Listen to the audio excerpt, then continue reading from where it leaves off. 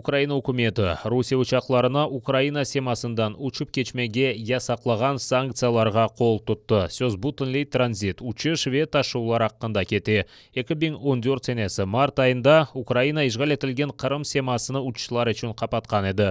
Ама бұна бақмадан Русия шirketlерінің ұшақлары bu ясақны бозып учмаға девам ете. Оның үшін Әзірлер Шурасы Украина Хавсызлық ве Мудафа Шурасына мураджат етіп, Русияның ұшақ шirketlеріне Украина семасында учышларыны 3 жылға қапатмаға теклиф етті.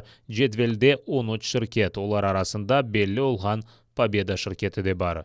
Сьогоднішнім рішенням ми пропонуємо схвалити та внести на розгляд РНБО пропозиції щодо застосування нових санкцій з повною забороною польотів над Україною до 13 авіаперевізників Російської Федерації, які порушують порядок використання повітряного простору України, здійснюючи польоти в межах забороненої зони над тимчасово окупованою територією Криму і Севастополя. Строк їх застосування – 3 роки. Ахмеджетнің ишгалчилер махкемесі Қырым бірдемлік әрекетінен журналиста Абламет Зиядиновқа қаршы башлатылған даваны жинайет фаалиеті олмағаны үшін қапатқан. Бұны адвокат Рустем Камилев хабар етті. Ишгалчы полис хадимлері журналистны карантин сыңырлануларыны бозғанында қабатламаға тұрышты. Ноябрьнің учінде полис хадимлері Абламет Зиядиновны Вилен Тимирьяновнен берабер Ахмеджетте ишгалчилерінің Арби гарнизон махкемесі оғынды тұтты. Анда журналистлер Қарасу базарда тұтылып, терроризм қабатланған уч Қырым татарына укум чықаралмасы аққында лифқа зырлайдылер. Журналистлерінің пресс-картасы ве муарирет вазифесі олғанына бақмадан полис хадимлері оларны яқалап полис бөлігіне алып бардылар. Анда оларны 6 саат тұттылар. Еңларына адвокат қоймадылар. Нетижеде карантин сыңырланмаларыны боздылар деп, оларға қаршы мемори протокол тызып, полис бөлігінден чықарған еділер. Мы изложили свою позицию, просмотрели видео, и в совокупности доказательств судья приняла единственное правильное решение, прекратила дело по административному материалу в отношении Абламитова Зиядина за отсутствием состава правонарушения. Поэтому мы данное постановление обжаловать, естественно, не будем. Қырымда ишгалчилер репрессияларына тек арттыра. Кечкен ай девамында ишгалчилер махкемелері да 24 қанунсыз укум чықардыды. Қырым ақ қорчылайжы группасынан экспертлері. Мабуслеріне дини ве сияси бақышлары үшін тақып етелері. Енді ана неге көре терроризмге қаршы қанунларына құлланып, мабуслеріне Русияда акимиетні күчнен запт етмейін тұлыбында қабатлайлар. Мабуслеріне түрмелерді инсаниетсіз шарайтлерде тұтып, інсанларынан бірлешув інтилувларына боғмаға істейлер. 2020 рік ще раз підтвердив, що Російська Федерація використовує так зване антитерористичне законодавство в першу чергу для переслідування представників громадянського суспільства, для придушення будь-яких мобілізацій людей, будь-яких об'єднань, які не влаштовують російську владу. І ця тенденція продовжилась, і ми бачимо, що страшні вироки, які виносяться, говорять про те, що питання звільнення цих людей є критичним. Сөз сербеслігінен вазиет ғайет кедерлі. Русия Девлет Думасынан принтері сөз сербеслігіні сыңырлаған бір sıra қанун лейхаларыны қабыл етіп, фарқлы бақышларыны йоқ етмеге істей. Кечкен сене девамында ишгалчилер бір sıra ялан шаатлық ве чақмағанлық даваларыны уйдырды. Инсанларыны акимиет ве ФСБ хадимлеріне урмет костермегені үшін. Қырым Украинаға айет дегенлері үшінде жезалайлар. 10 yıllık апыс мұдеті белгілене біле. Русия өз қанунларына ишгал еткен ярымадада да çalıştıra. Ці закони мають суперечливість формулювань. Брак правової визначеності та широке коло суб'єктів злочину в цих законах створюють умови для зловживання повноваженнями з боку поліції та інших представників окупаційної влади у Криму. Вся ця ситуація дуже жахлива, і можна точно сказати, що ситуація стала набагато складнішою для жителів Криму, які вимушені залишатися в окупації. Тепер просто взагалі-то майже нічого не можна казати публічно. За все можуть тебе посадити, кинути в в'язницю чи штрафувати. Кымлык yok etilmesi ve işgalciler ordusu için toplarga yem hazırlanıvı. Akkorçalaycılar böyle şekilde Rusiyanın arbi kuruluşlarına ve teşkilatlarına işgal etilgen Kırım'dan ballar celp etilmesini izahatladılar. İşgalciler memuriyeti cenk teşvikatı için Moskvadan milyardlarnen ruble para ala. Bu paralarga Yun armiya bölüklerini teşkil etip arbi lagerler toplaylar. Bu ballarının aklarını sert şekilde bozadır. Sonra gençlerini işgalciler öz ordusuna çağıra. Bu ise halkara arbi cinayettir. Keçken sene böyle çağıruvlarını Birleşken Milletlerinin Baş Ассамблеясының toplaşуында da takbih ettiler. Ця діяльність як цих навчальних закладів, так і курсів підготовки, вона включає в себе базову підготовку з тактики ведення бою, базову підготовку з володіння стрілецької зброї, надаються такі прикладні спортивні дисципліни, які в майбутньому допоможуть легше проходити, скажімо, службу у Збройних силах Російської Федерації. Koronavirus pandemiyasi zamanında işgalciler hastalarının sayısının bağlı tam malumatını gizley. Hastalık ağırlaşması neticesinde olgenlerinin sayma algoritmini değiştirip olgenlerinin sayısını eksiltip gösteriler. Bunun beraber Rusiya Kırım sakinlerini sınalmagan Sputnik V vaksinasının aşlama yapa. Bu ise işgalcilerinin nefbeteki cinayetidir. Vladislav Stuzhuk, Zaman, ATR.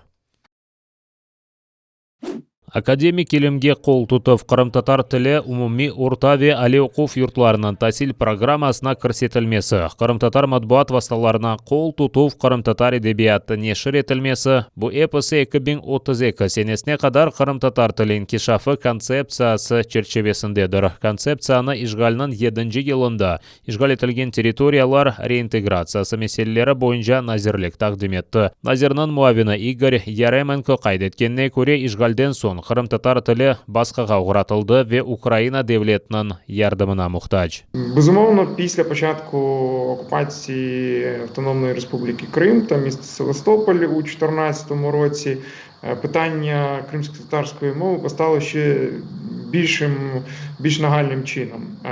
Ми прекрасно розуміємо, що Російська Федерація, незважаючи на декларації про те, що вона зберігає 3 мови на окупованому півострові, де-факто, звичайно, ані кримськотатарська, ані українська там не фігурують і усіляко блокуються. Цій концепції дуже чітко визначені напрямки, які мають привести до кардинального покращення становища з кримськотатарською мовою. Це словникова база і в першу чергу необхідність підготовки тлумачного словаря з різних сфер життєдіяльності суспільства, тобто словникова база. Це перше. По-друге, це створення такого центру щодо науково-методичного центру розвитку кримськотатарської мови. Amerika Birleşken Devletleri Rusiya tecavüzüne qarşılıq gösterecek ve Ukrayna toprak bütünlüğü gayridan tiklenmesi için qol tutmağa devam edecek. Bunu Amerika Prezidenti Joe Biden, Rusiya Prezidenti Vladimir Putin ile keçirgen ilk telefon laqırdası devamında aytqan. Washington ve Moskva özek silahı kullanıvı eksiltilmesi anlaşma devam ettirilmesini muzakere etkenler.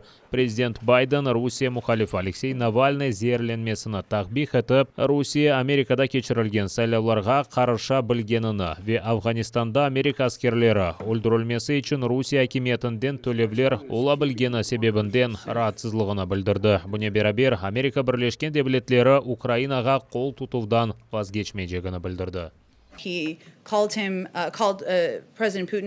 Він закликав Путіна до розмови про продовження угоди про ядерну зброю ще на 5 років. Ми підтвердили нашу міцну підтримку суверенітету України перед обличчям триваючої російської агресії. Президент хотів пояснити, що Сполучені Штати твердо захищатимуть наші національні інтереси у відповідь на ворожі дії Росії. Украина шарқында bu hafta davomida 2 harbiy yaralandi. Birlashgan Quvvetlar operatsiyasi harbiy Lugansk yo'nalishindagi Novoaleksandrovka jivarında yaralangan. Anda ishg'olchilar granata atishi tartibatini qo'llangan. Yaralangan harbiyga ajili tibbiy yordam berildi. Ishg'olchilar granata atishi tartibatlarini Novozvanivka va Avdiivka jivarında da qo'llangan. Ukraina harbiylari qarshi atesh ochib, hujumni to'xtatganlar. Неподалік Авдіївки, що в районі відповідальності оперативно-тактичного групування «Схід», російсько-окупаційні війська вели вогонь зі станку протитанкового гранатомета та великокаліберного кулемета. А в передмісті Мар'їнки противник застосував проти наших воїнів снайперську зброю. На обстріл противника українські захисники відкривали вогонь у відповідь. Ковид хасталарынан сайысына көре Украина октябрь айында olgan көстергішлерге қайтты. Ама хастаханеге түшкен инсанларының сайысы бір чоқ. Кечкен күн девамында Украинада коронавирус хасталығы 3728 инсанда таздықланған. 14250 хаста түзелген. 145 кіші хасталық ағырлашмасы нәтижесінде вефат еткен. Саулық назирлігінде хабар еткенлеріне көре кечкен күн девамында 2500 инсан хастаханеге түшкен. Салы күніне көре бұл 3 кереге чоқтыр. Назир Максим Степанов хасталық симптомлары пейда олса, бірден тесттен кечмеге чағырды. Украина ЮНИСЕФ шirketinden Buyuk Britaniyada yapılgan 1 milyondan ziyade ПЛР тест алған. Бедова диагностика кечірілмесі үшін 2000-ден зияде меркез açıldı, деді Назир Степанов.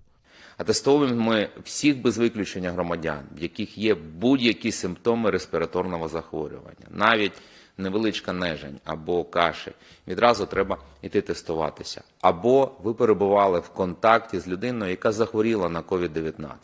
Всі тестування відбуваються безкоштовно. Держава дуже зацікавлена, Міністерство охорони здоров'я дуже зацікавлене в тому, щоб ви якомога більше тестувалися. Ishg'ol etilgan Qrimda 277 yangi koronavirus hastasi belgilendi. Da 14 kishi hastalik og'irlashmasi natijasida vafot etgan. Bu ishg'olchilar tarqatgan resmiy statistikadir. Qonunsiz vaksinatsiya kampaniyasi çerçevesinde Ermeni bozorda yerleşken Titan zavodining xodimlarini ashlama yapmak uchun maxsus brigada yo'llanilgan. Zavod Ukraina oligarxi Dmitriy Firtashga aittir. Ishg'olchilar hakimiyati fevralning sonuna qadar tijorat merkezlarida korporativ va eglenje tadbirlar kechirilmesi yasag'ini devam ettirdi, ama 5 yarmaloq kechirilmesini uyg'unlashtirdilar. Ishg'ol etilgan Qrimda Leningrad blokadadan azat etilib kunni ishg'olchilar o'z kreativini taqdim etdi. Kerechda Qamachav o'tmegini tarqatdilar. Eristaganga 120 gram o'tmek berildi. Tilim kesilgan o'tmeknen donatilgan sufralarni shaharning merkezi meydanida yerlashtirdilar. Covidga qarshi plyonkaga sarilgan o'tmeklar yanında Balaban Sovet terazisi, chay, gaz lampasi va chadirlar qo'yganlar.